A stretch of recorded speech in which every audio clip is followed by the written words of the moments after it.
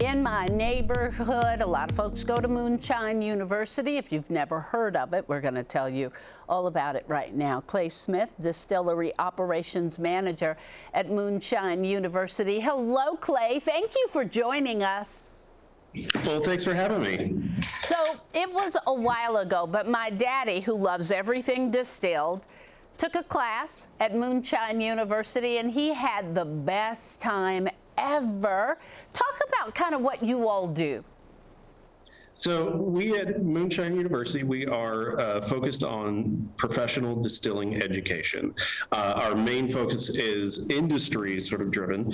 So it's generally folks who are looking to get into the industry, start a distillery, start a brand, have a spirit on the market, that sort of thing. But then we also have a more public-facing entity called the Stave and Thief Society, which is a bourbon certification program as well. That's a little bit more less of the inside industry and more of the hospitality kind of thing as well.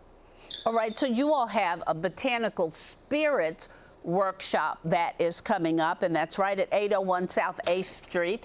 How are you all going to do this class? Because the one my dad took was in person. Are we in person? Are we Zooming? Are we both? How do we become part of the class? And who should be in the class?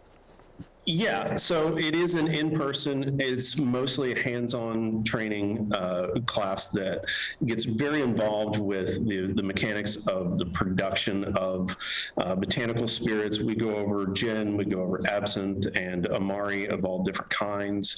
And so it is very, it's difficult to convey that kind of information over Zoom. We do have a webinar series that we've been promoting for the past couple of years now that we've been in COVID to be able to kind of tease a little bit of that information that we have in our in-person classes, kind of get that out there into the world on a more of a Zoom-friendly basis. But the production of these types of things really requires that people be on site, learning hands-on training. So there's a lot of people, Clay, that are like, please just let me do something, because that's exactly what we've seen over the pandemic. We had a lot of people kind of chomping at the bit to get back in. So we found ways, even at the height of the pandemic, to be able to do things safely and, following all the CDC guidelines and being as mindful of everyone's health as we possibly can, and can continue to bring people into the industry and to put new spirits out on the market. I just feel like the industry, whether it's bourbon, gin, or any of the spirits, has just grown so much and has become so creative. And I think people don't understand that here in Wave Country, we have a lot to do with that, I think, anyway. Am I right or wrong there? And are you right that the people No, here in Kentucky, so much of what people do with distilled spirits, the creative end of it, using different things to make different spirits like botanical spirits. We do a lot of that right here in Kentucky. A lot of that creativity and a lot of the products come from here.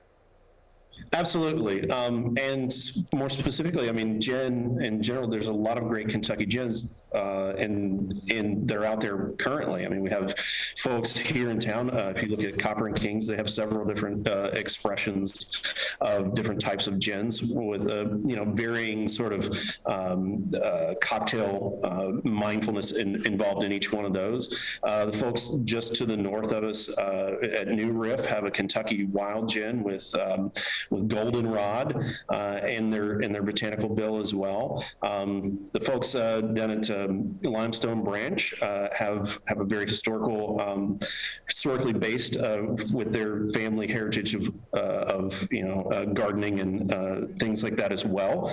And even as far south as our friends down in Franklin, Doolin Brown's just released their newest barrel-aged gin, and haven't had a chance to try that one yet, but there's quite a bit of good botanical spirits in the state. I love bourbon just as much as anyone. I'm a born and bred Kentuckian, but there's also different spirits that get made here as well. All right. We appreciate you, Clay Smith. Again, moonshineuniversity.com, and they've got a class starting February 21st. Stay with us. We're going to wrap up for Wave 3 News at 3.